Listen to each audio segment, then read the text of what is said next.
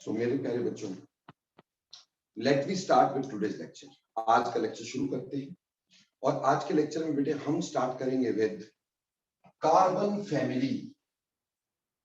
Carbon family C, जब आप carbon family की बात करते हो, कार्बन फैमिली में हमारे पास कौन कौन सा एलिमेंट होता है? ठीक, कार्बन फैमिली में बेटे हम याद करते हैं, क्या सीता गीत सुनकर पढ़ेगी? ठीक, क्या सीता गीत सुनकर पढ़ेगी? इस तरह से हम कार्बन फैमिली के मेंबर्स को ध्यान में रखते हैं बेटा। अब जो कार्बन फैमिली है, ठीक, कार्बन फैमिली की जनरल कॉन्फ़िगरेशन की बात करें तो इसकी जनरल कॉन्फ़िगरेशन होगी NS2 NP2 NS2 NP2। मतलब कार्बन की हो गई आपके पास 2S2 2P2, सिलिकॉन की हो गई 3S2 3P2, जर्मेनियम की हो गई 4S2 4P2, टिन की हो गई 5S2 5P2, लेड की हो गई 6S2 6P2। ठीक, ये हमारे पास जनरल कॉन्फ़िगरेशन है कार्बन फैमिली की बेटे। क्लियर? ठीक, so just a second. Okay, so carbon family की इलेक्ट्रॉनिक कॉन्फ़िगरेशंस आपने ये पढ़ ली है। ठीक, ये इलेक्ट्रॉनिक कॉन्फ़िगरेशन कार्बन की होगी। अब देखो बेटे, अब हम बात करें कि अगर सबसे पहले हम पढ़ेंगे इसमें फिजिकल प्रॉपर्टीज, तो बेटा फिजिकल प्रॉपर्टी में सबसे पहली चीज क्या पढ़ते हैं हम लोग? देखो बेटा, फिजिकल प्रॉपर्टीज में सबसे पहली चीज होती है atomic size and ionic size. Atomic size and ionic size, तो यहां हम एटॉमिक साइज और आयनिक साइज की बात करेंगे मेरे प्यारे बच्चों। देखो बेटे, वैसे जितना इफेक्ट जो हमारे पास पड़ता था कार्बन फैमिली में, जितना इफेक्ट हमारे पास रादर बोरोन फैमिली में पड़ता था फिजिकल प्रॉपर्टीज पे, फिजिकल प्रॉपर्टी का बहुत ज्यादा फर्क बोरोन फैमिली पे पड़ता था, लेकिन कार्बन फैमिली पे इतना फिजिकल प्रॉपर्टी का फर्क नहीं होता है। ठीक है, इसमें ज्यादा एक्सेप्शंस नहीं है जैसे कि बोरोन फैमिली में थी। Exceptions are very less. जैसे एटॉमिक साइज की ही बात करें तो down to the group atomic size जैसे इंक्रीज करना चाहिए वैसे ही इंक्रीज करता चला जाता है। Size increases down the group. ठीक, एटॉमिक साइज भी ionic size, it increases down the group. हाँ, ये जरूर तुम कह सकते हो बेटा कि increase from carbon to silicon, increase from carbon to silicon, it is less, it is more. ठीक, यहां पे increase is more, increase is more. Carbon से सिलिकॉन तक इंक्रीज ज्यादा है, जबकि जर्मेनियम से लेकर लेड तक increase is less, increase is less.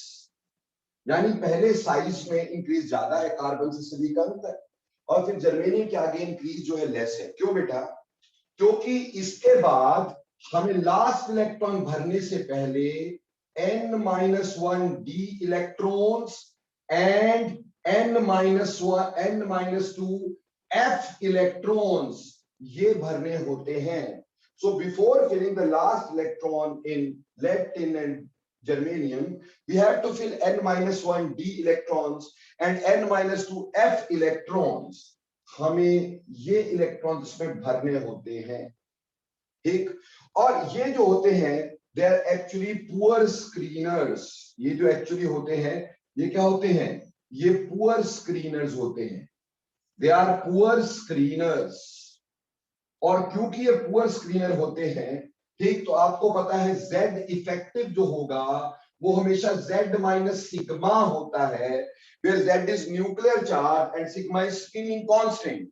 तो नीचे जाते हुए सिग्मा का इंक्रीज लेस है, सिग्मा का इंक्रीज, स्क्रीनिंग इफेक्ट का increase is less, whereas Z का increase is more, increase is more. और इस वजह से बेटे Z इफेक्टिव ज्यादा इंक्रीज कर जाएगा, आउटर मोस्ट इलेक्ट्रॉन थोड़े खींच जाएंगे, तो साइज जितना बढ़ना चाहिए एक्चुअली साइज उतना नहीं बढ़ पाएगा मेरे प्यारे बच्चों।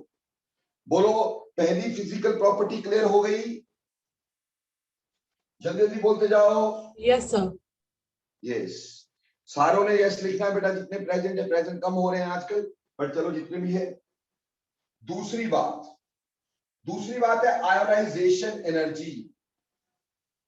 आयोनाइजेशन एनर्जी और आयोनाइजेशन एंथैल्पी। आयोनाइजेशन एनर्जी और आयोनाइजेशन एंथैल्पी। आयोनाइजेशन एंथैल्पी, या आयोनाइजेशन एनर्जी की बात कर लें और या आयोनाइजेशन एंथैल्पी की बात कर लें बेटा, ठीक एक ही बात होती है। अब इसमें अगर हम ध्यान दें तो डाउन टू द ग्रुप हमेशा क्या होना चाहिए बेटे, हमेशा आयोनाइजेशन एंथैल्पी डिक्रीज होनी चाहिए कि down to the group size बढ़ता है तो ionisation enthalpy should decrease. But हम यहाँ क्या देखते हैं कि कार्बन की ionisation enthalpy is very much higher than silicon. Carbon की ionisation enthalpy is very very much higher than silicon. Silicon is more than germanium. Silicon is more than germanium. Germanium is more than tin, whereas tin is lesser than lead. ठीक है जी, वो ठीक है कि हमारे पास यहां से यहां इंक्रीज बहुत ज्यादा हो रहा है, ठीक, यहां से यहां ionization. Sir, you are muted.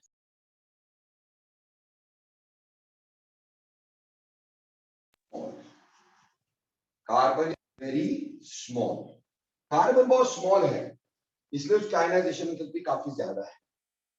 On the other hand जो एक्सेप्शन वाली बात है वो है टिन और लेड।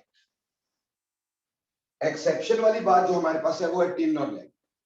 अब इसमें क्वेश्चन ये आ जाता है कि why ionization enthalpy of lead is more than tin. Why ionization enthalpy of lead is more than tin. देखो बेटे, लेड की अगर कॉन्फ़िगरेशन देखते हो तो लेड की कॉन्फ़िगरेशन हमारे पास आ जाती है 6s2 6p2। पर बेटे अगर हम ऑफ वाउ प्रिंसिपल को देखें तो हमें यह समझ में आता है कि 6s2 के बाद हमारे पास पहले यहां भर जाना चाहिए 4f14, फिर भरना चाहिए 5d10 और फिर 6p2 अकॉर्डिंग टू ऑफ वो principle. This is order of energy. ये किसका ऑर्डर है बेटा, ये एनर्जी का ऑर्डर है। This is order of increasing energy. But बेटे क्या कभी ऐसा होता है कि भाई 6th शेल पहले आ जाए 4th शेल बाद में होगी? Is it possible? क्या ऐसा होगा कि पहले 6th शेल होगी बाद में 4th शेल होगी? ऐसा पॉसिबल नहीं होता है। तो एक्चुअली रेडियस के हिसाब से देखें, अकॉर्डिंग टू रेडियस पहले 4f14 आएगा, फिर 5d10 आएगा, फिर 6s2 आएगा, फिर 6p2 आएगा बेटे। तो ये हमारे पास अकॉर्डिंग टू रेडियस हो गया। This is according to radius, ये रेडियस के अकॉर्डिंगली हो गया। क्लियर? और इसका मतलब कि लास्ट इलेक्ट्रॉन भरने से पहले 4f and df are filled first. ठीक, before filling last electron 4f and 5d is filled first, which are poor screeners. ठीक, which are poor screeners, जो कि पुअर स्क्रीनर होते हैं। ठीक है, देयरफॉर हमारे पास सिग्मा कम होगा, जेड ज्यादा होगा, nuclear charge, effective nuclear charge ज्यादा होगा। सो देयरफॉर हम ये बोल सकते हैं effective nuclear charge is more, hence outer electron is tightly held, hence outer electron is tightly held, hence outer electron is tightly held. So obviously ionization enthalpy of lead is more than 10. तो उम्मीद करता हूं ये बात अच्छे से मेरे प्यारे बच्चों को क्लियर हो गई कि नहीं हो गई, तो वो जल्दी जल्दी बता देंगे। शाबाश, very good, very good, good बेटे। ओके, सभी को क्लियर है? अब तीसरा फैक्टर पढ़ेंगे बेटा, तीसरी फिजिकल प्रॉपर्टी। बेटा मेल्टिंग पॉइंट की बात करेंगे, melting point and boiling point की बात करेंगे, बहुत इंपॉर्टेंट बात है। ठीक है जी। अगर मेल्टिंग बॉइलिंग पॉइंट की बात करें तो मेल्टिंग बॉइलिंग पॉइंट में बेटे सबसे पहले आएगा कार्बन।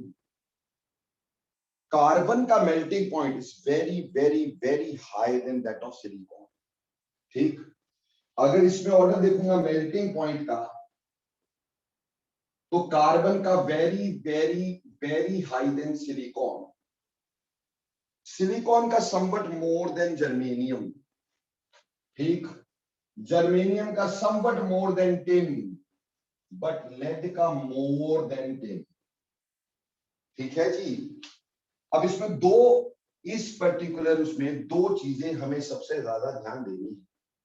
सबसे पहले कि कार्बन का इतना हाई मेल्टिंग पॉइंट क्यों है। बेटे कार्बन जो होता है that forms a polymeric network structure, polymeric network structure.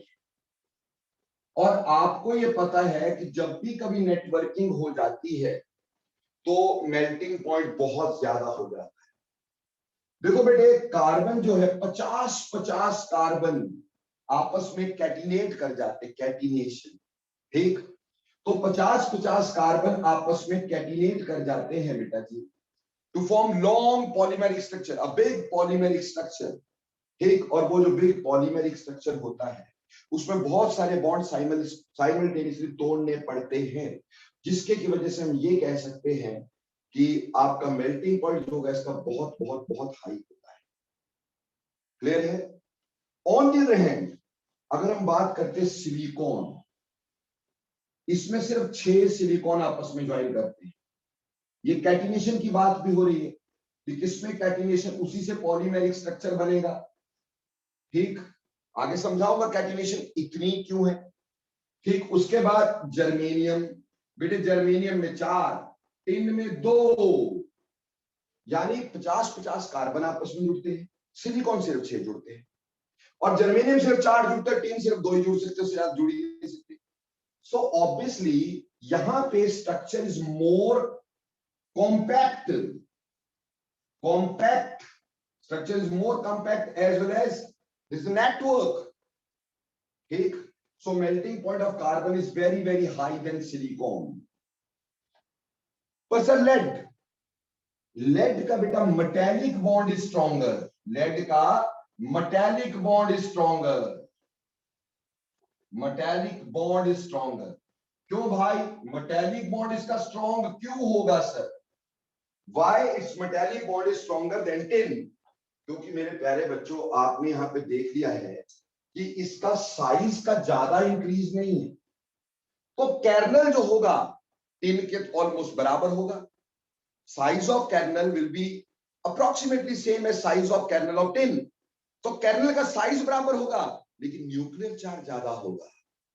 Nuclear charge ज्यादा होने से मेल्टिंग पॉइंट ज्यादा होगा। तो उम्मीद करता हूं मेल्टिंग पॉइंट का ट्रेंड समझ में आ जाता है। बोलो आ गया कि नहीं आ गया? अगली बात देखो बेटे, बॉइलिंग पॉइंट का ट्रेंड हमें लगाना नहीं चाहिए। क्या कह रहा हूं कि बॉइलिंग पॉइंट का एक्चुअली हमें ट्रेंड नहीं लगाना चाहिए। ठीक, क्योंकि बेटा सारे लिक्विड नहीं होते हैं। येट अगर लगाना चाहें, येट मान लो लिक्विड फॉर्म में ले लेते किसी हाई टेम्परेचर पर, तो बेटे जी obviously it decreases down the group regularly, decreases regularly, इसमें इरेगुलरिटी नहीं है। ठीक, रेगुलरली, ठीक, रेगुलरली डिक्रीज, ये डिक्रीज होगा। रेगुलर डिक्रीज का सिंपल सा रीजन है बेटा, साइज बढ़ेगा ओवरलैप कम होगा। ठीक है जी, तो रेगुलर डिक्रीज है हमारे पास। ठीक,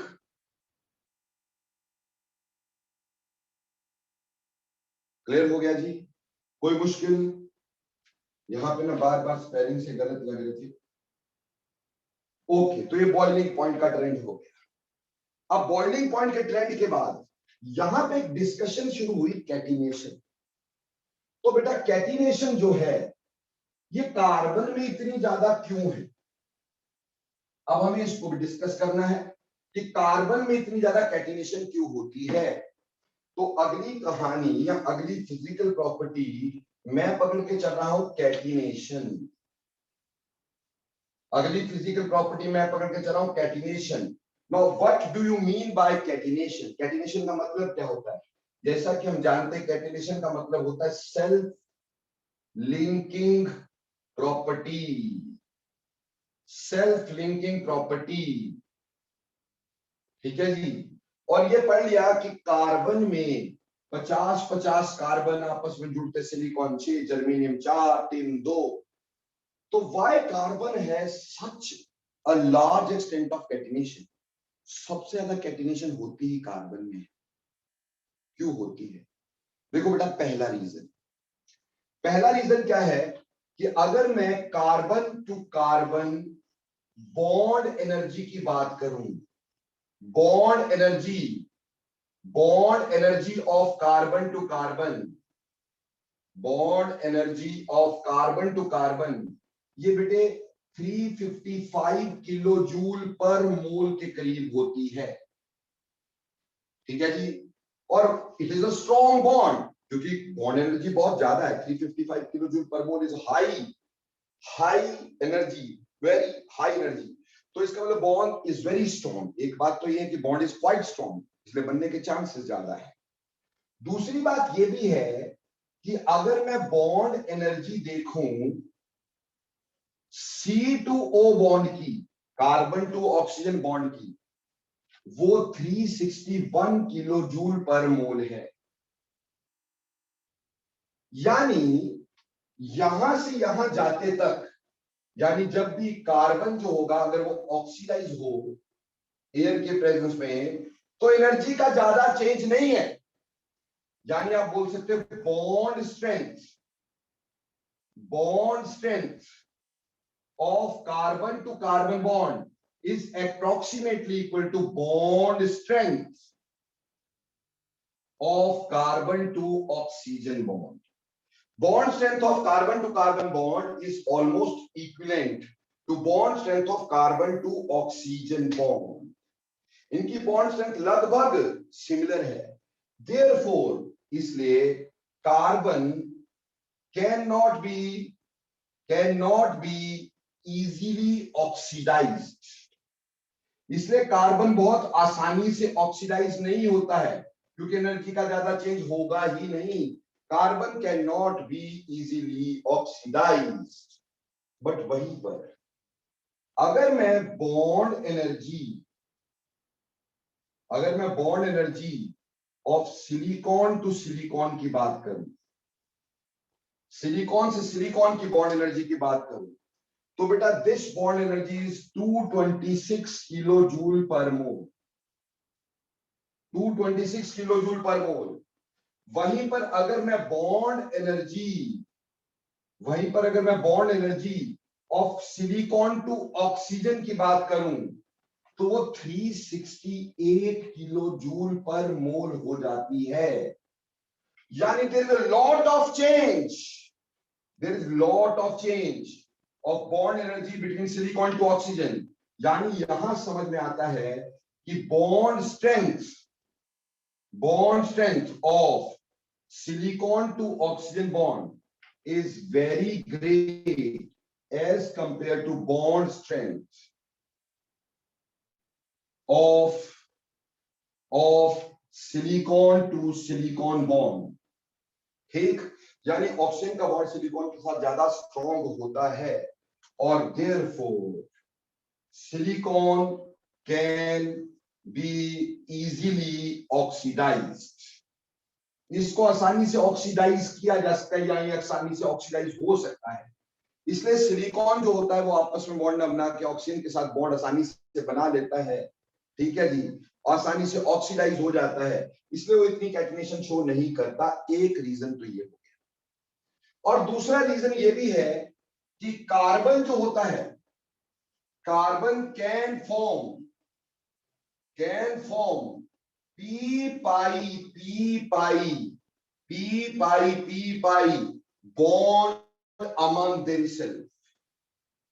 bond among themselves, कार्बन एक दूसरे कार्बन के साथ पाई बॉन्ड बना सकता है, जिसमें कार्बन का दोनों कार्बन का p ऑर्बिटल यूज होगा. Carbon can form p pi bond among themselves, which silicon cannot form. ठीक. Therefore, इस वजह से हमारे पास हम ये कह सकते हैं कि catenation of carbon is more. Therefore, catenation of carbon is more. बेटा मैंने 3 रीजन बताए हैं, एक नहीं 3 रीजन बताए हैं. 3 रीजन में पहला reason very high bond energy of carbon, यानी a strong bond of carbon to carbon. Strong bond of carbon to carbon, and its energy या bond strength is equivalent to C2O bond, so cannot be easily oxidized. Moreover, it can form p pi bond among themselves. इन तीनों वजह से carbon की कैटिनेटिंग power बहुत ज्यादा होती है. Silicon का बॉन्ड भी वीक है, पहली बात. दूसरा, वो आसानी से ऑक्सीडाइज भी हो जाता है, बात. तीसरा, वो पी पाई बॉन्ड भी नहीं बना पाता है, ये तीसरी बात. तो इस वजह से कैटिनेशन सिलिकॉन में बहुत कम होती है. नीचे जाते कैटिनेशन की पावर और कम होती चली जाती है. तो उम्मीद करता हूं सारी बात पानी की तरह क्लियर हो गई होगी कैटिनेशन की. बोलो हो गई कि नहीं हो गई बेटा? शाबाश, वेरी गुड बेटे. सर. हाँ जी बेटे बोलो. सर, इसमें जब भी हम मतलब कार्बन का बता रहे हैं कैटिनेशन का कि उसमें सबसे ज्यादा क्यों होती है, तो सर हम इसे सिलिकॉन से क्यों कंपेयर करते हैं? बेटा सिलिकॉन इसके नीचे नहीं है. Yes sir. तो हम ग्रुप में चल रहे हैं ना पुत्र. तो सर मतलब अगर हम सिलिकॉन से कंपेयर कर रहे हैं तो बाकियों में भी यही होगा? बाकियों में तो और भी कम, साथ में बोला भी तो रहना मैंने कि बाकियों में तो और भी कम. अगर मैं सिलिकॉन का कंपेयर करके उसको ज्यादा बता रहा हूं, बाकियों में तो और भी कम कैटिनेशन होगी, क्योंकि और भी बॉन्ड स्ट्रेंथ वीक होती जाएगी. ये सारे फैक्टर वहां पे और डोमिनेंट होते चले जाएंगे. क्लियर? Yes sir. चलो जी, ये कैटिनेशन मैंने 5वीं प्रॉपर्टी आपको बता दी. ठीक है जी, बॉइलिंग पॉइंट, मेल्टिंग पॉइंट. अब हम बात करेंगे अगली फिजिकल प्रॉपर्टी की. बेटे जी नेक्स्ट फिजिकल प्रॉपर्टी की जहां तक हम बात करें, नेक्स्ट फिजिकल प्रॉपर्टी आती है इलेक्ट्रोपॉजिटिव कैरेक्टर या मेटालिक कैरेक्टर. बोल लो बेटा, मेटालिक कैरेक्टर. ठीक है जी, मेटालिक कैरेक्टर बोल लो, बेटर है मेरे प्यारे बच्चों. ठीक. मेटालिक कैरेक्टर हमें पता है, कार्बन जो होता है वो नॉन मेटल होता है. Carbon is a non metal.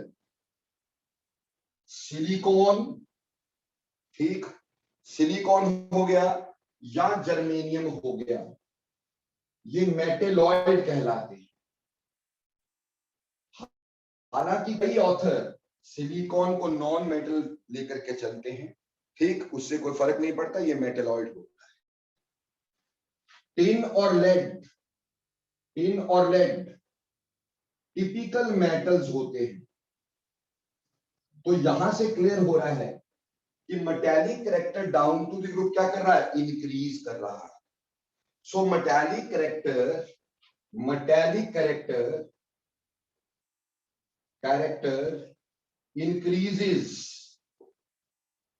increases down the group. Metallic character down to the group क्या कर रहा है? इंक्रीज करता चला जा रहा है. तो metallic character increase down to the group. तो ये मेटालिक कैरेक्टर हो गया बेटा. उसके बाद 7वीं प्रॉपर्टी हमारे पास आएगी बेटा इलेक्ट्रोनेगेटिविटी.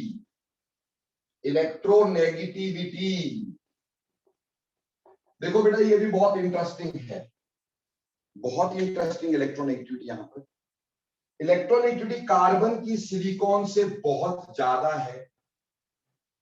इलेक्ट्रोनेगेटिविटी कार्बन से सिलिकॉन की काफी ज्यादा है. ठीक है जी.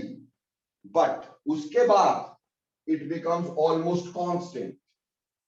सिलिकॉन की जर्मेनियम के बराबर है ऑलमोस्ट. जर्मेनियम की टिन के बराबर है ऑलमोस्ट, और जो कि लेड के बराबर है। यानी हम ये बोल सकते हैं कार्बन से सिलिकॉन तक this decreases and then is almost constant, almost constant. अगर आप बोलोगे ऐसा क्यों, तो सिंपल लॉजिक ये है कि न्यूक्लियर चार्ज और साइज ऐसे फैक्टर्स एक दूसरे को कंपनसेट करते हैं, ठीक उसकी वजह से इलेक्ट्रोनेगेटिविटी ऑलमोस्ट सिमिलर सी रह जाती है। न्यूक्लियर चार्ज और साइज एक दूसरे को कंपनसेट करते हैं, इसलिए ऑलमोस्ट सिमिलर सी हमारे पास क्या रह जाती है, इलेक्ट्रोनेगेटिविटी रह जाती है। तो उम्मीद करता हूं इलेक्ट्रोनेगेटिविटी भी आपको क्लियर हो गई। अगर मेरे प्यारे बच्चों को क्लियर हो गई जल्दी यस बोलना, क्योंकि आगे बहुत काम है बेटा।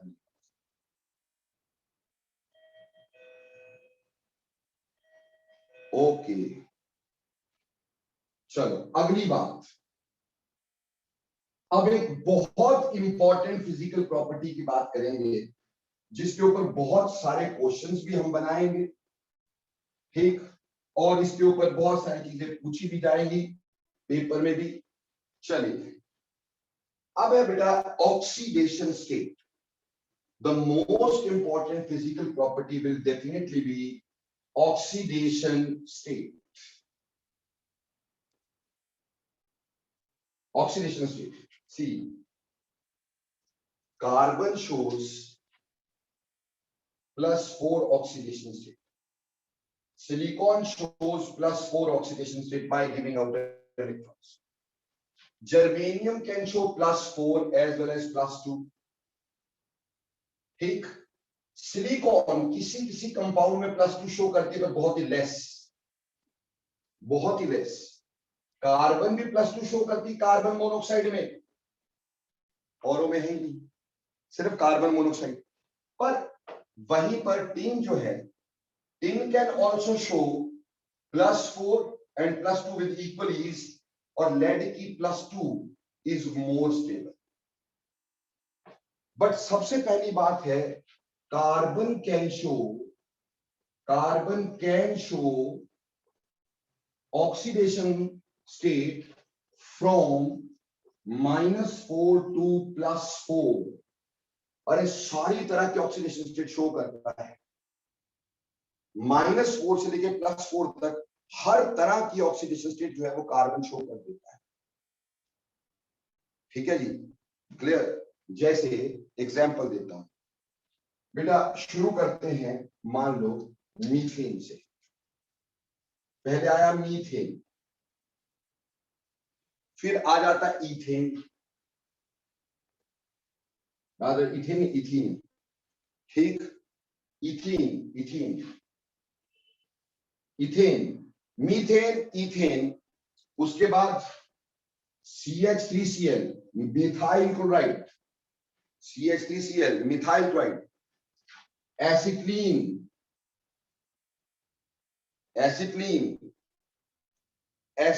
के बाद डाई मिथाइलिन डाइक्लोराइड, अगली बात C2H2Cl4, ठीक है जी। उससे अगली बात लिखो या तो CO, क्या लिख लो, CO के बाद लिखो कार्बन मोनोऑक्साइड का, लिखो C2H6,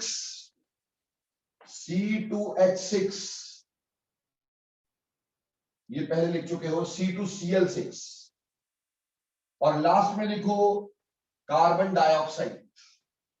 ठीक है जी, ये सारे कंपाउंड मैंने कार्बन के लिखे हैं।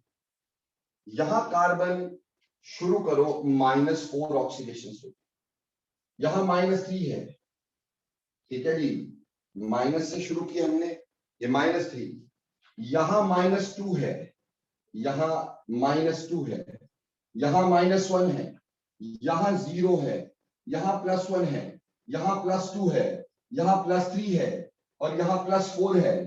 तो आप देखो carbon can show variety of oxidation states right from -4 to +4। What is the reason for that? Carbon इतनी सारी ऑक्सीडेशन स्टेट शो करता है, क्या रीजन हो सकता है?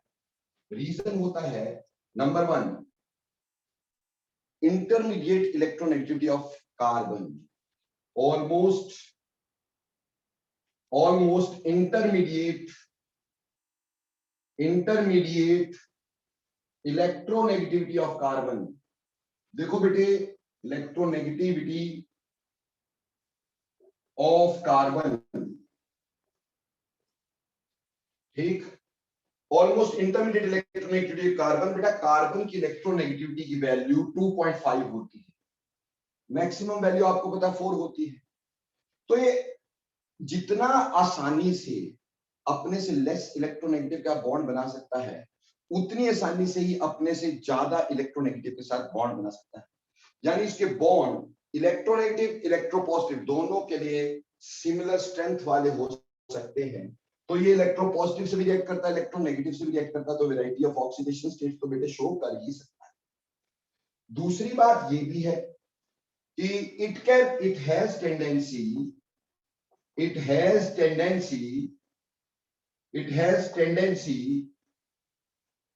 to form p pi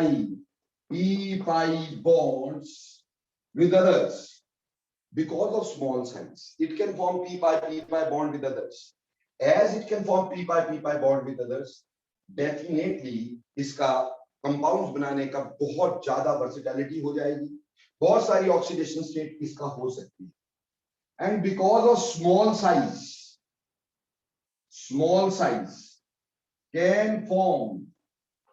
can form strong bonds। इन तीन रीजंस की वजह से कि ऑलमोस्ट इंटरमीडिएट इलेक्ट्रोनेगेटिविटी है, tendency to form p pi bond है, और small size which can form strong bonds, उसकी वजह से carbon can show variety of oxidation state. But बेटे हमें ये तो पता ही है कि डाउनवर्ड जाते हुए लोअर ऑक्सीडेशन स्टेट ज्यादा स्टेबल होती है। Lower oxidation state is more stable down the group। हमने क्या बोला? Lower oxidation state is more stable down the group. नीचे जाते हुए छोटी वाली ऑक्सीडेशन स्टेट हमेशा ज्यादा स्टेबल हो जाती है। जैसे कल को अगर तुमसे क्वेश्चन पूछे, बोले arrange in the order of stability, arrange in the order of stability, आपको स्टेबिलिटी का ऑर्डर पूछा जाए, ठीक, और क्या दे दिया जाए, हमें दे ऐसे दिया जाए कि एक तो है CCl4, दूसरा है SiCl4, तीसरा है GeCl4 और चौथा है SnCl4, पांचवा है PbCl4। हमें पता है downward lower oxidation state stable होगी, तो भैया ऊपर हायर ऑक्सीडेशन स्टेट स्टेबल होगी, तो CCl4 is more stable than SiCl4, which is more stable than this, which is more stable than this. On the other hand, अगर यहीं पे GeCl2, SnCl2, PbCl2 दिया रहता, तो बेटा PbCl2 will be more stable than SnCl2, which is more stable than GeCl2। ठीक, तो lower oxidation state नीचे स्टेबल है, हायर ऊपर स्टेबल है। रीजन है due to inert pair effect. और बेटे अब तुम बोरोन फैमिली में इनर्ट पेयर इफेक्ट ऑलरेडी पढ़ चुके हो, ठीक, तो क्या होगा लेड में due to inert pair effect +2 oxidation state is more stable. ठीक है जी। और इनर्ट पेयर इफेक्ट आपको पिछली उसमें बताया, it is reluctance of s electron to take part in bond formation. Downward जाते ही बढ़ता है, क्यों बढ़ता है? क्योंकि s के अंदर बहुत सारे f और d आ जाते हैं, जिससे न्यूक्लियर चार्ज तो बढ़ता है बट स्क्रीनिंग नहीं बढ़ती।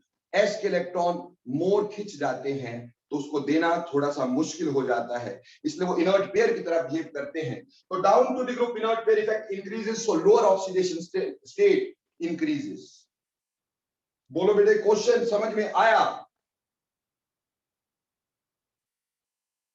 वहीं पर मेरे प्यारे बच्चे, हाँ जी आशीष जी क्या पूछना चाह रहे हैं मेरे प्यारे बच्चे? Yes sir. सर मेरे को जो पी पाई वाला बॉन्ड वाला पॉइंट है वो एक बार वो थोड़ा एक्सप्लेन कर दोगे?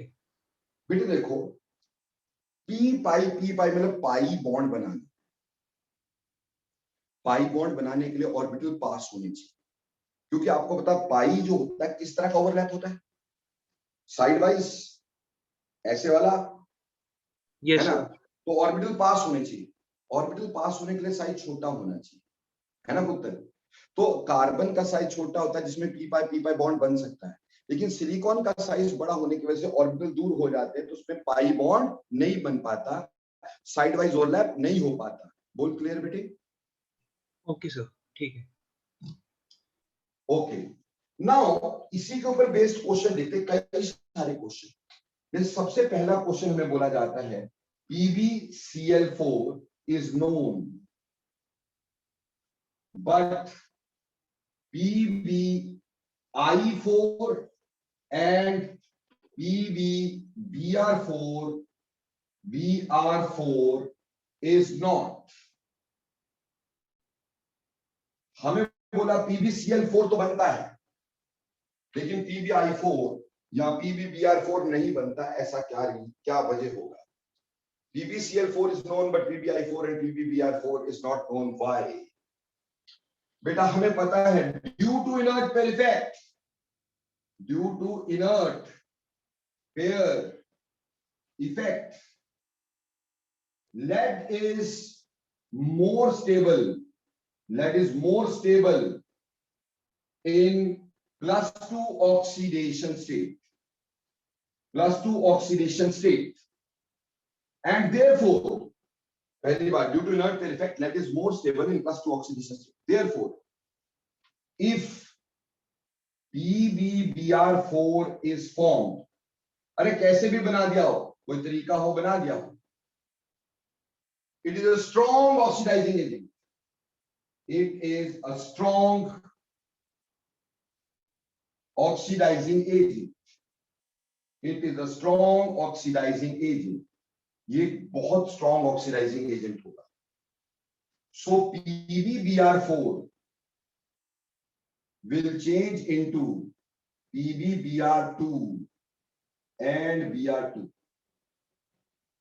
ठीक? PbBr4 will be changed into PbBr2 and Br2, so bromine will be given out, ठीक? और हमारे पास ये +4 से +2 में चेंज हो जाएगा। सिमिलरली PbI4 के साथ होगा कि अगर वो बना भी लिया जाए, वो स्ट्रॉन्ग ऑक्सीडाइजिंग एजेंट होगा, वो अपने आप +2 में चेंज होकर ब्रोमीन आयोडीन को बाहर फेंक देता है पुत्र। समझ में आई? Because it itself is a very strong oxidising agent.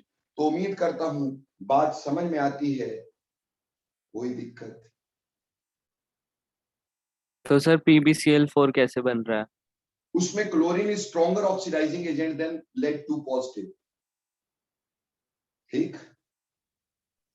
Okay sir. PbCl4 में हमें बोलते हैं but chlorine is stronger oxidizing agent than Pb4+। तो ये आगे नहीं जा पाता, ऐसे टूट नहीं पाता आसानी से विदाउट हीट किए, तो इसलिए PbCl4 पाया जाता है। तो उम्मीद करता हूं ये क्वेश्चन क्लियर हो गया कि नहीं हो गया बेटे? समझ में आ गया होगा? यस अब सर। यहीं पर एक्सक्यूज मी सर। हाँ जी बेटे बोलो जी। तो सर PbCl2 ज्यादा स्टेबल हो गया है PbCl4? Obviously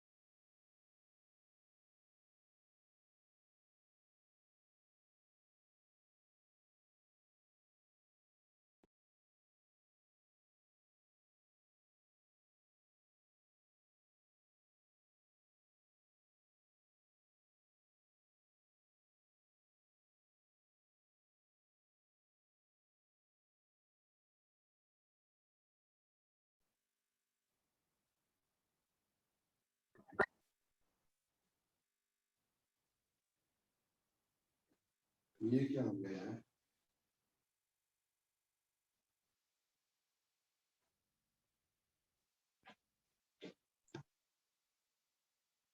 sir I think आपकी वीडियो ऑफ हो गई है। बेटा जूम ही ऑफ हो गया था एकदम से।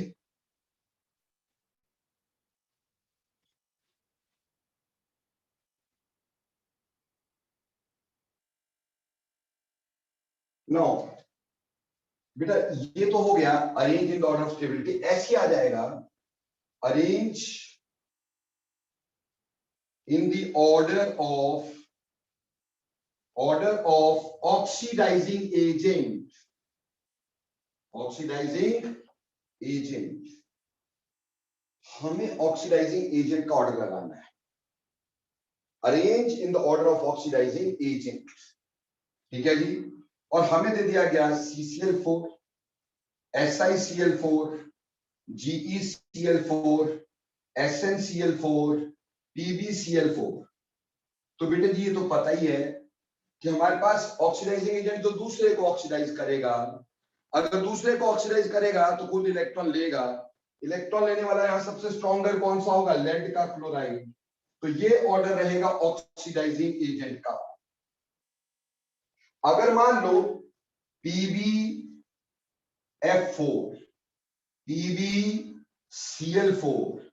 PbBr4 और PbI4 इसमें बोला होता तो ऑटोमेटिकली इसकी टेंडेंसी सबसे ज्यादा आसानी से, क्योंकि आयोडीन को सबसे आसानी से ये इलेक्ट्रॉन ले सकता है आयोडीन के, कैन चेंज इनटू +2, तो इसमें ऐसे आ जाएगा। क्लियर? अगर सेम ऑक्सीडेशन स्टेट एक ही की होगी, अदरवाइज तो नीचे लोअर ऑक्सीडेशन स्टेट स्टेबल है, तो हायर वाली अनस्टेबल होने की वजह से स्ट्रॉन्ग ऑक्सीडाइजिंग एजेंट होगा। तो उम्मीद करता हूं ये बात समझ में आती है कि नहीं आती है भाई? सर हाँ जी बोलो। सर पर फिर उस हिसाब से तो ऑक्सीडेशन स्टेट्स में दो ऑर्डर ही बनते हैं हमेशा, एक हायर के अकॉर्डिंग एक लोअर के अकॉर्डिंग। ऑब्वियसली ऐसे ही होता है। तो वो सर फिर हमें कैसे पता? लो यार, कैसी बातें करते हो रहना।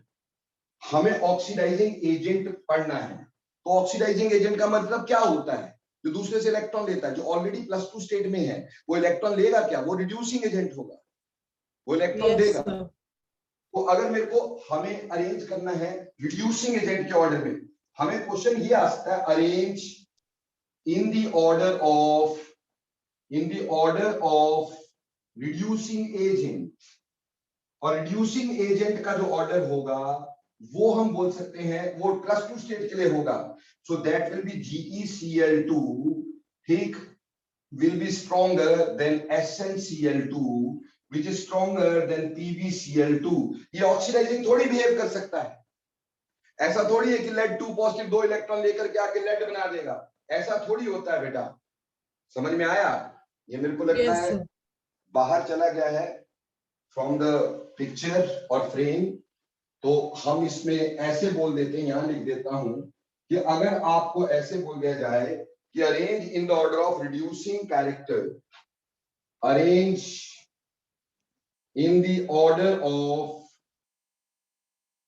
रिड्यूसिंग पावर, तो वो +2 की बात आ जाएगी। GeCl2 will be more than SnCl2, which is more than PbCl2, ठीक। तो लोअर ऑक्सीडाइजिंग वाले रिड्यूसिंग होंगे और हायर ऑक्सीडाइजिंग वाले बेसिकली क्या होंगे? ऑक्सीडाइजिंग होंगे। तो बोलो बेटा ऑक्सीडेशन स्टेट्स पे पता चला कि नहीं चला? Yes sir. ओके, यहीं पर एक बात और भी डिस्कस कर लेते हैं।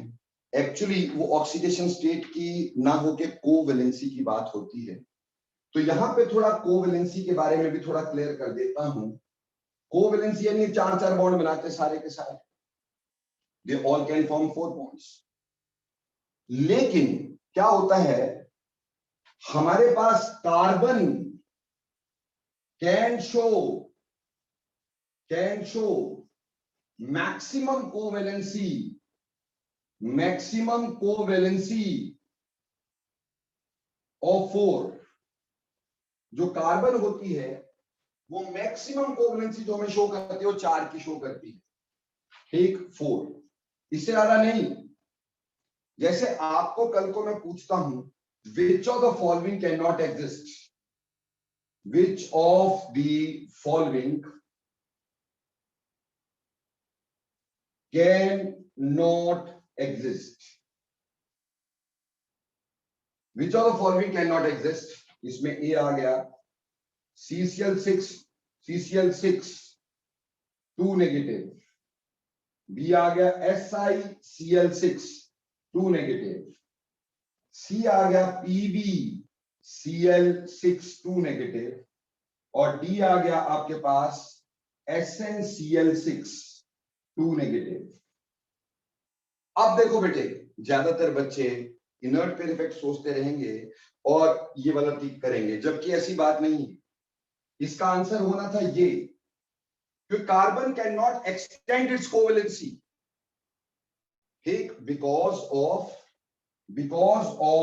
Absence of d orbitals, absence of d orbitals. Carbon में d ऑर्बिटल नहीं होते, तो d ऑर्बिटल नहीं होते तो सिर्फ हमारे पास कार्बन की एक्साइटेड स्टेट कॉन्फ़िगरेशन जो होगी उसमें s में 1 इलेक्ट्रॉन और p में 1 2 3 इलेक्ट्रॉन, ये 2s2p 2d होता नहीं। और बेटा आगे थर्ड शेल की एनर्जी बहुत ज्यादा होगी, तो बेटा ये सिर्फ 4 ही बॉन्ड बना पाते हैं। Carbon can only form tetra covalency, ठीक, यानी 4 ही बॉन्ड बनाती है। तो इस क्वेश्चन को बड़ी बार पेपर में पूछा जाता है, तो ये हमें ध्यान रखना है कि मैक्सिमम कोवेलेंसी जो होती है हमारे पास किसी भी ग्रुप के पहले एलिमेंट में, वो इक्वल टू द ऑर्बिटल जो उसके पास प्रेजेंट है, डी ऑर्बिटल उसके पास नहीं होते, इसलिए उससे ज्यादा कभी भी कोवेलेंसी नहीं हो सकती। बोलो क्लियर? Yes sir. ओके, अब चलते मेरे प्यारे बच्चों last point of physical properties, and the last point of physical properties is allotropy. और यही लास्ट पॉइंट आज हमें लास्ट तक पढ़ना है, allotropy. So we will be studying allotropy.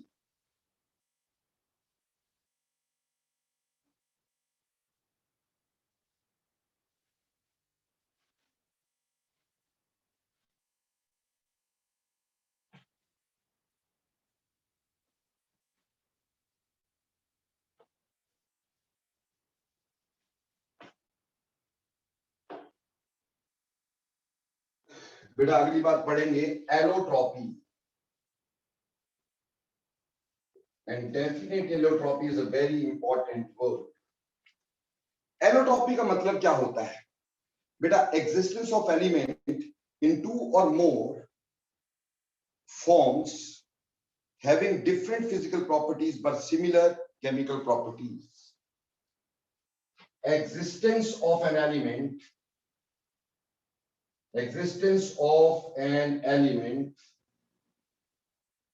in 2 or more forms, existence of an element in 2 or more forms, किसी भी element की एग्जिस्टेंस एक से ज्यादा फॉर्म में, having different physical properties but same या similar, I should not say similar, same rather, similar chemical properties.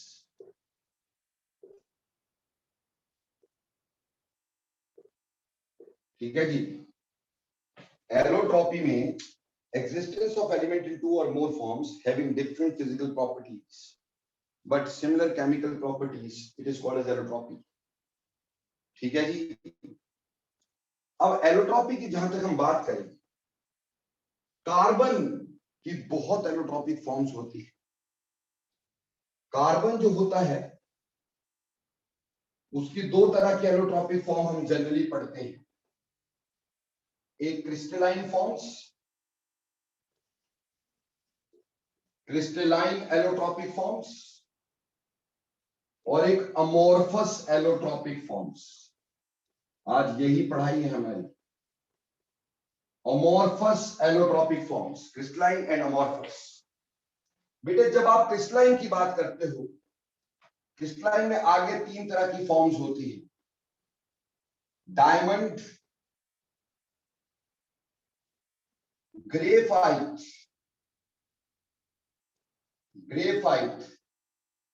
And buckminster फुलरीन्स।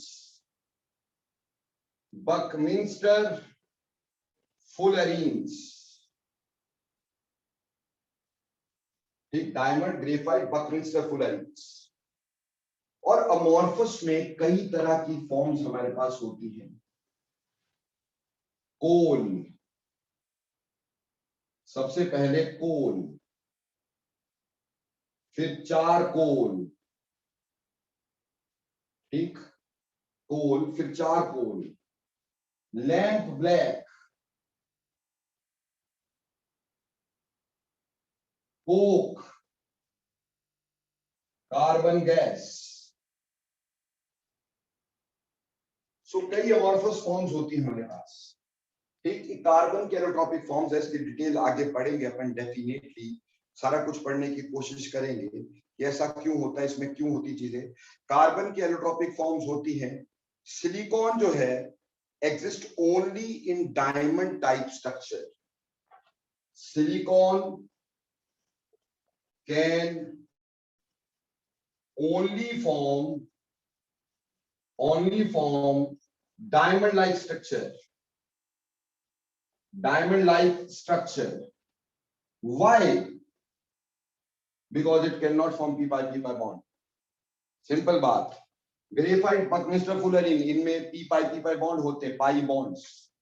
So because it cannot form p pi bonds. Similar others show नहीं करते allotropy, ठीक। But on the other hand germanium जो है, germanium भी इसी तरह से बेटे will not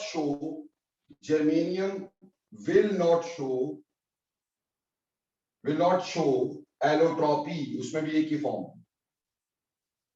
और रीजन सेम है, inability to form p pi bonds. They cannot form p pi bonds. क्यों? क्योंकि इस बड़ा है, अभी क्लियर किया अपन।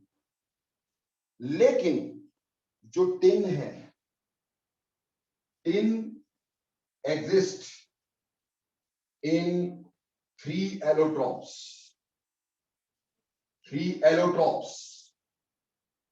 ठीक है जी। पहला alpha ten is diamond like structure, ठीक, डायमंड लाइक स्ट्रक्चर।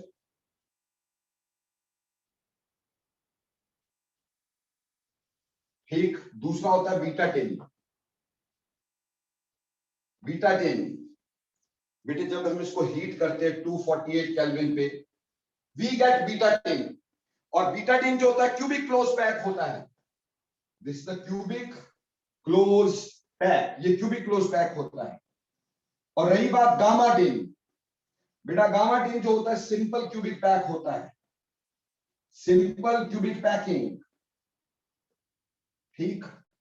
पर बेटे ये एक दूसरे को हीट करने से बनते हैं, तो इसमें पाई बॉन्डिंग का बात नहीं है, ये थर्मल एलोट्रॉप्स कहलाते हैं। They are called thermal allotropes.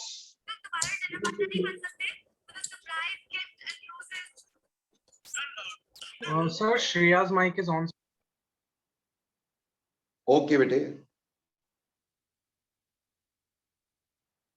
Shreya बेटा माइक ऑफ रखेंगे बच्चे। These are called thermal allotropes. इनको हम थर्मल एलोट्रॉप्स कहते हैं। क्यों? क्योंकि ये हीट करके बने एक दूसरे से। पर डायमंड को हीट करके ग्रेफाइट नहीं बनेगा, ग्रेफाइट को हीट करके ये नहीं बनेगा, ये हीट करके नहीं बनते एक दूसरे के, ये थर्मली एक दूसरे से बनते हैं। इसको थर्मल एलोट्रॉप्स बोलते हैं। बोलो क्लियर, एलोट्रॉपी क्या होती है, कैसी कैसी होती है? Yes sir. अब बेटे हम पढ़ेंगे एलोट्रॉप्स ऑफ कार्बन, मतलब इस चीज जगह पे यहां सबसे इंपॉर्टेंट जो चीज हमें पढ़नी है वो है allotropes of carbon, very very very important. Allotropes of carbon,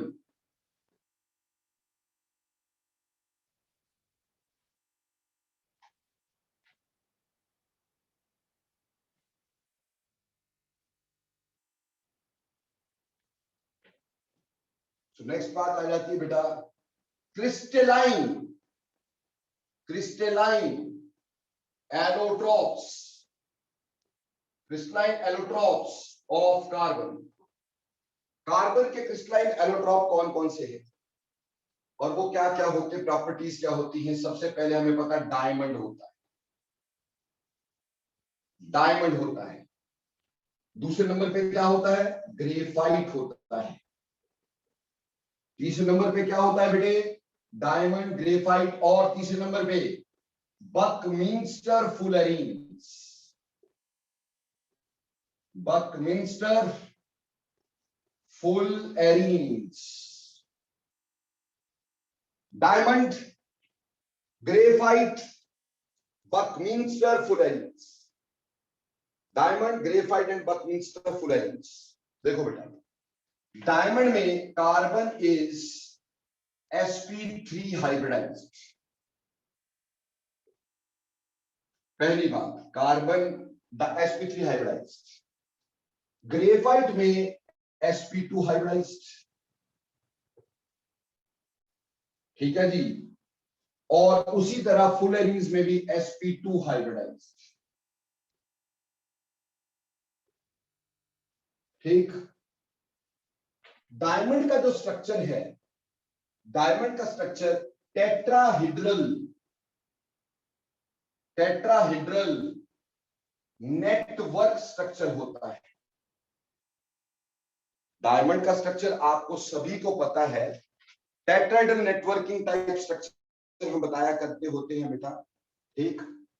अगर बना के भी दिखाना हो, बना के भी दिखाया जा सकता है। ऐसे बनाना, अगर बनाना हो ऐसे पहले एक टेट्राहेड्रल बनाना बेटे, फिर इसको एक दूसरे टेट्राहेड्रल से जोड़ना बच्चे, ठीक है जी। फिर इसको भी एक दूसरे टेट्राहेड्रल से जोड़ना पुत्र, पर उस टेट्राहेड्रल में एक काम करना, इसके साथ ये लो, ये टेट्राहेड्रल से जुड़ गया, ठीक है जी, क्लियर। ऐसे ही ये भी किसी टेट्राहेड्रल से जोड़ोगे आप, ये वाला कार्बन, ठीक है जी, जो कि यहां कार्बन है बीच में और यहां ये जुड़ेगा, ठीक। एक कार्बन यहां है बीच में, एक कार्बन यहां है, एक यहां है, एक यहां है, टेट्राहेड्रल ये हो गया। इसी तरह से इसका टेट्राहेड्रल ये हो गया, इसी तरह से इसका टेट्राहेड्रल ये हो गया बेटे जी। और जो बीच वाला दिख रहा है, ठीक, इसका भी हम टेट्राहेड्रल शो करेंगे, एक बैक साइड पे होता है। ऐसे ही बेटा ये आगे टेट्राहेड्रल में जाएगा, तो ऐसे टेट्राहेड्रल स्ट्रक्चर बनता चला जाएगा। तो आपको इससे ज्यादा और आगे मत जाना, ठीक, नहीं तो उतना ही मुश्किल आपके लिए होता जाएगा। ये लो, ठीक, इससे ज्यादा क्या जाना है। ऐसे टेट्राहेड्रल नेटवर्क ऑफ डायमंड होता है। तो diamond forms tetrahedral network type of structure. इसके आगे चले जाओ, आगे चले जाओ, सारी जगह पे अभी बॉन्ड बनते जाएंगे। तो टेट्राहेड्रल टाइप ऑफ स्ट्रक्चर होता है डायमंड। ग्रेफाइट का स्ट्रक्चर हेक्सागोनल शीट स्ट्रक्चर होता है, हेक्सागोनल शीट स्ट्रक्चर, क्योंकि यहां पे हमारे पास जो कार्बन होता है, यहां पे जो हमारे पास कार्बन होता है वो sp2 हाइब्रिडाइज्ड होता है। तो sp2 हाइब्रिडाइज्ड में कार्बन 3 कार्बन से जुड़ा होगा, ये लो, ये वाला कार्बन भी आगे 3 कार्बन से जुड़ा होगा, ये भी लो, ये वाला कार्बन आगे 3 कार्बन से जुड़ा होगा, ये भी लो, ये वाला कार्बन आगे 3 कार्बन से जुड़ा होगा, लाइक दिस। ये वाला कार्बन आगे 3 कार्बन से जुड़ा होगा लाइक दिस। ठीक है जी, क्लियर। इस तरह से बेटे 3-3 कार्बन से ये कार्बन सारे जुड़े हुए हैं, ठीक। और ऐसे हेक्सागोनल शीट स्ट्रक्चर बनेगा, बट ऑब्वियसली यहां पे कार्बन डबल बॉन्ड कार्बन, क्योंकि एक इलेक्ट्रॉन sp2 का मतलब एक इलेक्ट्रॉन फ्री है, so that is spread all over the sheet. वो ये पाई बॉन्ड बना रहा होगा, सारे कार्बन पे स्प्रेड रहेगा। ऐसे तो दिखा मैं ऐसे रहा हूं, एक छोड़ के एक बेंजीन टाइप, पर actually it is spread all over the sheet. बेटे इसको ना हम लोग ऐसा बोल देते हैं, सरफेस बॉन्ड्स ये जो होते हैं, दीज आर कॉल्ड एज, ये मूव कर रहे होते हैं, सो इनको बॉन्ड डेंगलिंग्स बोलते हैं। ये जो पी पाई बॉन्ड बना, P pi bond of this, these are called as bond danglings, या जिनको सरफेस बॉन्ड बोलते हैं। सरफेस के ऊपर ऊपर ये बॉन्ड बनते भाई, ऐसे एक लेयर हो गई, ऐसे इसके नीचे एक ऐसी और लेयर होगी, और इन लेयर्स के बीच में ये नीचे वाली एक लेयर ऐसी होगी, उसमें वेंडरवॉल फोर्सेस ऑफ अट्रैक्शन होती हैं। ऐसे नीचे ये वन लेयर, ऐसे नीचे दूसरी लेयर, वो भी हेक्सागन्स की है। अब मैं यहाँ पे इसलिए नहीं बना रहा हूं, एवं जगह खराब करनी है, तो इसी तरह के एक लेयर नीचे बनाएंगे, तो लेयर 2 के बीच में और लेयर 1 के बीच में यहाँ पे वीक वेंडरवॉल फोर्सेस होती हैं। We have weak van der Waal forces, weak van der Waals forces, और इसी वीकनेस की वजह से ये सॉफ्ट होता है, एक लेयर दूसरी के ऊपर स्लिप कर जाती है। और रही बात बेटे बकमिंस्टर एनीलिन, बकमिंस्टर जो होते हैं हमारे पास, इनको हम बोलते हैं, इनका स्ट्रक्चर जो होता है लाइक अ सॉकर और रग्बी बॉल, अ सॉकर और रग्बी बॉल, रग्बी बॉल। देखो बेटा 2 डायमेंशन पे उसको बनाना is quite a tricky task, ठीक। तो क्या होगा, आपका टाइम वेस्ट होगा, मैं नहीं चाहता हूं, ठीक। इसमें 2 तरह के होते हैं, जैसे C60 ये सॉकर बॉल यानी फुटबॉल की तरह होती है, और C70 और भी होते हैं, पर ये 2 बता रहा हूं, ये रग्बी बॉल की तरह होती है, गोल बिल्कुल, ठीक। लेकिन बेटा इसके स्ट्रक्चर की खास पहचान जो तुम्हें ध्यान देनी है, इसमें hexagonal and pentagonal, hexagonal and pentagonal rings are joined.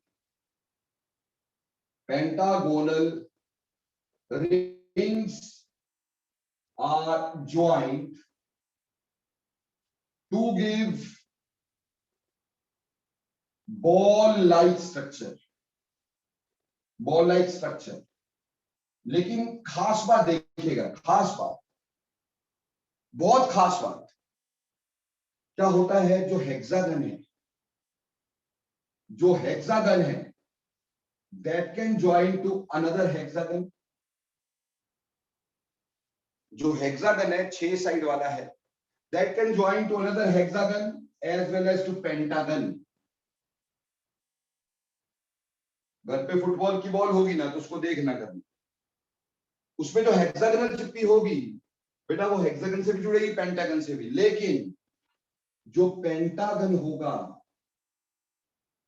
Pentagon is only join to hexagon, pentagon is only join to hexagon,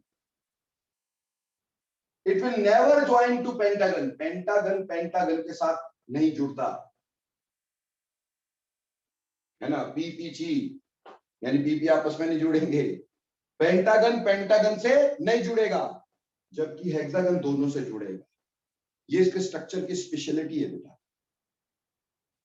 अब देखो बेटा, यहां पे तुम्हें एक खास बात बता, ये शायद ही कोई तुम्हें बताएगा, ठीक। जनरली अगर मैं C60 C70 की बात करता हूं तो इसमें 12 पेंटागनल रिंग्स होते हैं, 12 पेंटागनल रिंग्स होते हैं, 12 पेंटागनल रिंग्स होते हैं। और हेक्सागनल रिंग निकालने के लिए तुम्हें फॉर्मूला बता रहा हूं, इस किताब में दिखाना, मेरे बहुत कम में मिलेगा, ठीक। हेक्सागनल रिंग कैसे निकालते हैं बेटा? हेक्सागोनल रिंग्स ये निकालेंगे n/2 - 10 से, where n is the number of carbon atoms। जैसे C60, इसमें पेंटागनल रिंग तो 12 ही है, वो 12 ही रहने हैं, लेकिन हेक्सागोनल रिंग 60/2 - 10 यानी 30 - 10 20। मान लो C70 है, हमसे पूछा C70 में हेक्सागोनल रिंग बताओ, तो 70/2 - 10 25। So that is how hexagonal rings can be calculated in buckyball arrangements। इनको हम buckyball arrangements का नाम दे देते हैं, ठीक। buckyball arrangements।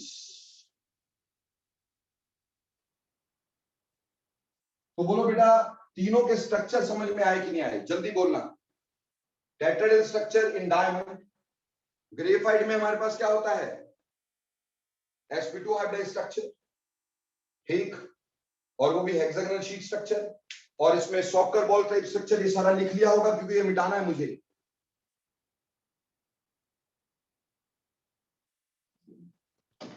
जल्दी बोलो बेटा, मिटा दूं? Yes sir. ओके, अब देखना खास बात, सिर्फ यही मिटाना है, बाकी कुछ नहीं, ठीक। खास बात, diamond is very hard due to networking structure। It is soft and slippery, soft and slippery। Why it is soft and slippery? Why is it soft and slippery? Because there are van der Waals forces between the two layers which are weak। एक layer slips over other, यानी हम बोल सकते one layer slips over other। एक layer दूसरे layer पे slip कर जाती है, इसलिए सॉफ्ट एंड स्लिपरी होता है। Buckminster fullerenes can be soft to very hard. इसकी वैरायटी है सॉफ्ट से हार्ड तक, ठीक है जी। सॉफ्ट भी हो सकते हैं और हार्ड भी हो सकते हैं। नाउ खास बात देखना, हमने बोला डायमंड में नो बॉन्ड डैंगलिंग्स। भाई पाई बॉन्ड ही नहीं है, no bond danglings, surface bond ही नहीं है। जबकि यहां क्या है, दिख रहा है, bond danglings are present, surface bonds, यानी जो पाई बॉन्ड है सरफेस पे रहते हैं, सिंपल एज दैट, ठीक। पाई बॉन्ड ऐसे बनेगा ना, यूं, इसके साथ कंबाइन करके, तो इस सरफेस पे रहेगा, ऊपर पे है, तो इसको बॉन्ड डैंगलिंग्स बोल देते हैं, ठीक है जी। अब बेटे यहां पे भी sp2 हाइब्रिडाइज्ड है, पाई बॉन्ड यहां पे भी होगा, 3 इलेक्ट्रॉन है ई में, 2 ही जुड़ रहे हैं, तो पाई बॉन्ड तो होगा, बट नो बॉन्ड डैंगलिंग्स। सर ये बड़ी मजाक की बात है कि यहां सर बॉन्ड डैंगलिंग है, यहां पे डबल बॉन्ड है पर बॉन्ड डैंगलिंग नहीं, क्यों बेटा? ये 3 डायमेंशनल स्ट्रक्चर होगा, 3D स्ट्रक्चर, ये प्लेनर स्ट्रक्चर है। रिजोनेंस की कंडीशन पढ़ी थी मेरे प्यारे बच्चों ने पिछले साल कि रिजोनेंस प्लेनर स्ट्रक्चर में होती है। अगर स्ट्रक्चर प्लेनर होगा तभी रिजोनेंस होगी, नहीं तो रिजोनेंस नहीं होगी। बॉन्ड डैंगलिंग्स का मतलब ये इलेक्ट्रॉन रिजोनेंस में है, सरफेस पे रिजोनेंस में है। यहां 3 डायमेंशनल स्ट्रक्चर होगा, रिजोनेंस नहीं होगी, no bond danglings are there. Electron जहां है वहीं पड़े रहेंगे। बोलो clear? Yes sir. Okay, it is bad conductor of electricity, bad conductor of electricity. ये इलेक्ट्रिसिटी का बहुत बैड कंडक्टर होता है। कौन? Diamond. Diamond is bad conductor और conductor of electricity because no free electron, कोई फ्री इलेक्ट्रॉन ही नहीं। It is good conductor of electricity, good conductor of electricity. Why? Why it is a good conductor of electricity? जल्दी बोलो. What may be the reason? It is a good conductor of electricity. Bond anglings are there. Sir. यानी electrons are spread.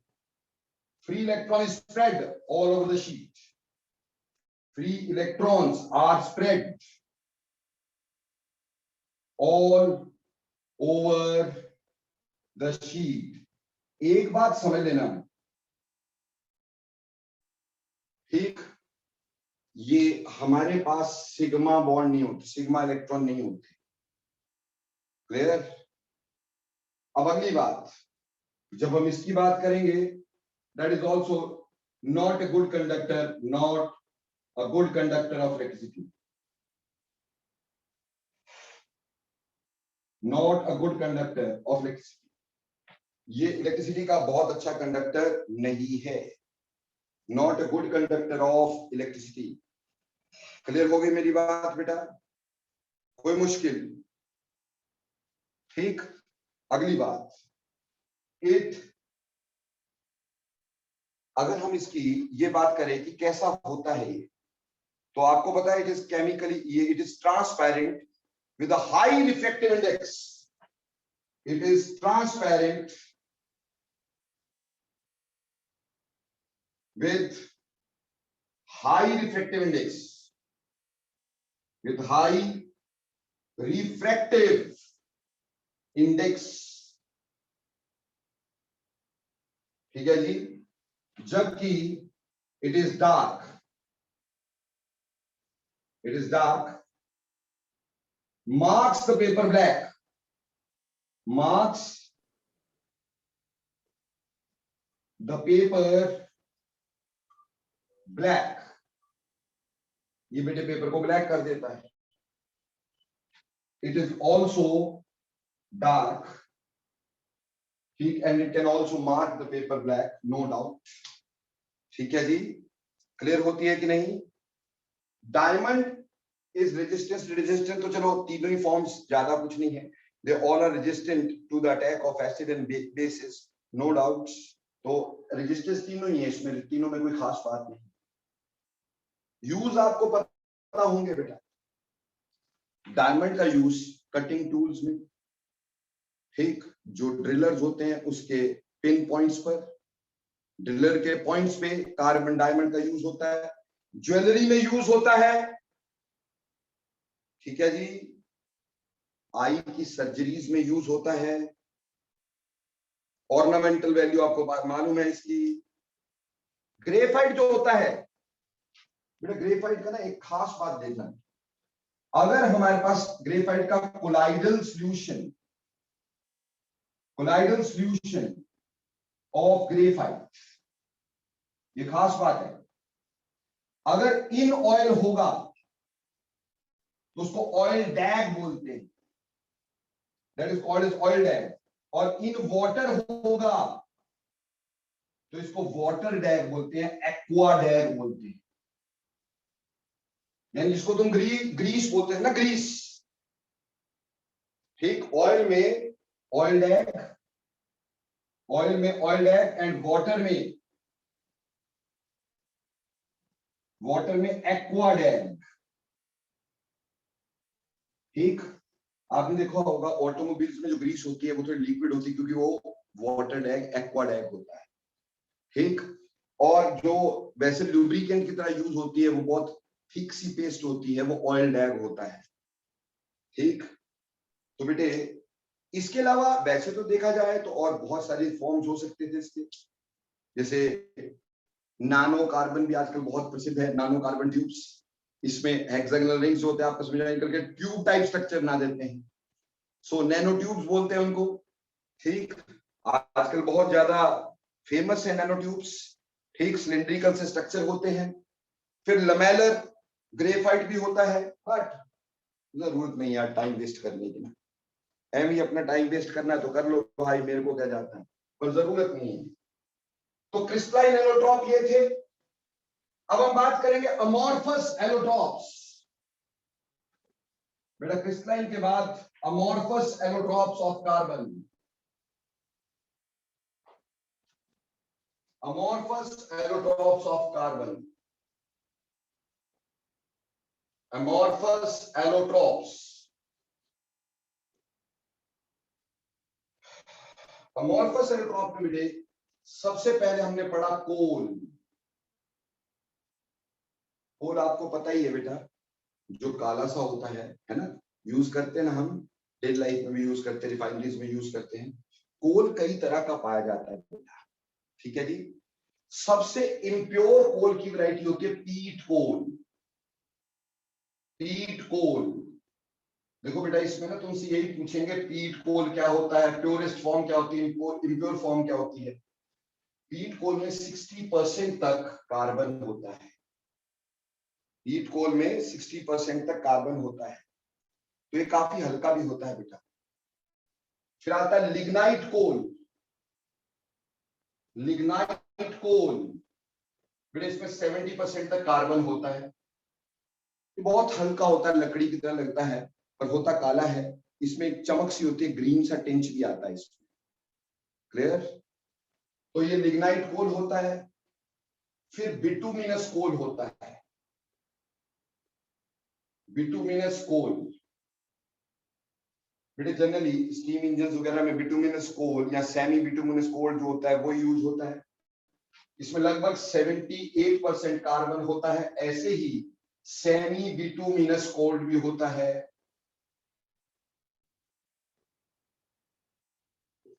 और semi bituminous कोल 83% carbon content के साथ railway engine वगैरह में use होता था। और लास्ट में हमारे पास आ जाता है anthracite coal. Anthracite coal, the purest variety of coal is anthracite coal. ये सबसे प्योरेस्ट वैरायटी है। ठीक, is the purest variety of coal, anthracite coal, and this contains approximately 90% of carbon. This contains approximately 90% of carbon. ठीक, अगली बात charcoals. Charcoals बेटा जब भी हम किसी भी कार्बन कंटेनिंग थिंग को जला देते हैं बहुत ज्यादा, इन द एब्सेंस ऑफ एयर, यानी डिस्ट्रक्टिव डिस्टिलेशन से, उससे हमारे को बनता है चारकोल। चारकोल कई तरह की है। Would charcoal. वुड चारकोल जब हम लकड़ी को जला देते हैं in the absence of air, destructive distillation of wood से बनेगा। डिस्ट्रक्टिव डिस्टिलेशन ऑफ वुड, ये wood charcoal destructive distillation of wood से बनता है। ठीक है जी, very limited supply of air. ये बारूद वगैरह बनाने में काम आता है वुड चारकोल, गन पाउडर। ऐसे ही बेटा हमारे पास आती है शुगर चारकोल। शुगर चारकोल, अगर बेटे ये ध्यान देना, शुगर का फॉर्मूला क्या होता है, C12H22O11, दिस शुगर। अगर इसके ऊपर H2SO4 डालता हूं, वो भी कॉन्सेंट्रेटेड, ये वाटर सारा एब्जॉर्ब करके ब्लैक मास बना देती है। ये वाटर बाहर निकाला, वो एब्जॉर्ब किया H2SO4 में, और ये बन जाएगी शुगर चारकोल, ब्लैक समास। And this reaction is actually named as charring of sugar. Charring of sugar, इसको शुगर की चारिंग बोलते हैं बेटा, शुगर चारकोल। इसी तरह से बेटे अगली बात आती है हमारे पास एनिमल चारकोल। एनिमल चारकोल, ठीक, जिसको बोन चारकोल भी बोलते हैं, बोन चारकोल भी बोलते हैं। एनिमल चारकोल और bone charcoal obtained by destructive distillation of animal bones, ठीक, obtained by destructive distillation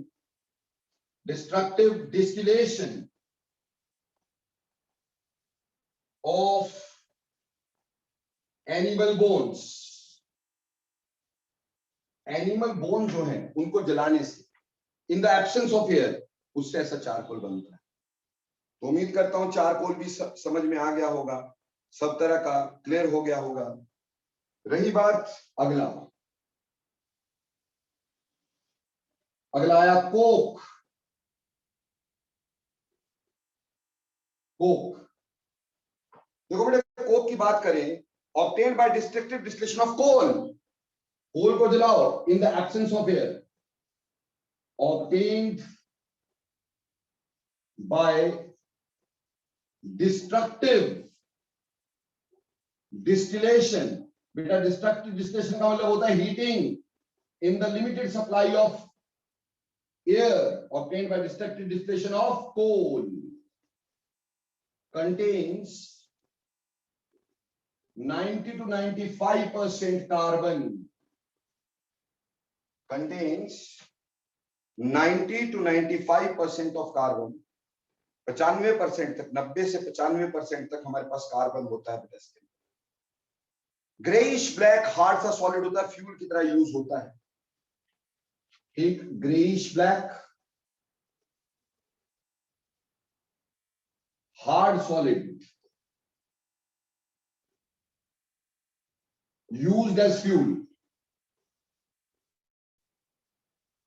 ठीक है जी, ये कोक हो गया। बेटे कोक के बाद हमारे पास आता है लैंप ब्लैक। लैंप ब्लैक, बेटे लैंप ब्लैक मतलब काजल, लैंप ब्लैक मतलब काजल, जो काजल बनता है। Fine black powder obtained by burning carbon rich substances such as tar, turpentine oil, etc. in insufficient supply of air. Fine black powder obtained by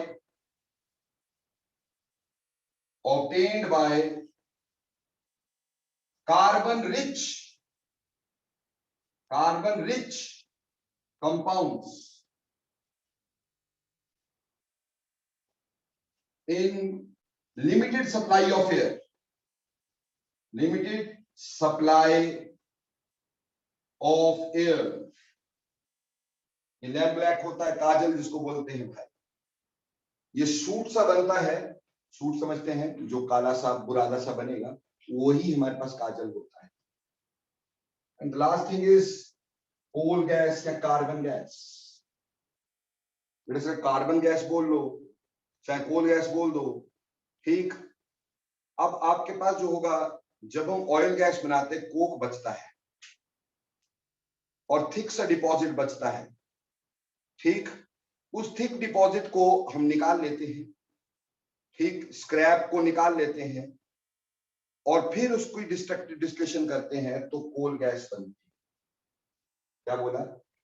जब oil refinery में use करते हैं ना बेटा, ऑयल निकालते हैं ना, ऑयल निकाल के जो आसपास स्क्रैप रह जाता है, ठीक, उसको उतारते हैं और उसकी डिस्ट्रक्टिव डिस्टिलेशन करने से ये कोल गैस बनती है। ये भी फ्यूल की तरह होती है बेटा। So these were allotropic modifications of carbon. हालांकि लैमेलर कार्बन, नैनो ट्यूब्स, अरे कई सारी चीजें लोग और बता देते हैं, कोई जरूरत नहीं होती है, टाइम वेस्ट करना कर लो, मेरे को कोई शौक थोड़ी है, इतना बहुत है, इतना ही आ जाए वो भी बहुत होता है। तो आज बेटे आपको मैंने प्रॉपर्टीज यानी कि करवाई है physical properties and allotropic forms of carbon. Next में केमिकल प्रॉपर्टीज करके साथ ही में खत्म हो जाएगा। बहुत ज्यादा काम अब नहीं है इसमें, इसके साथ खत्म हो गए, फिर हम +2 का अगली बार शुरू करेंगे। चलिए।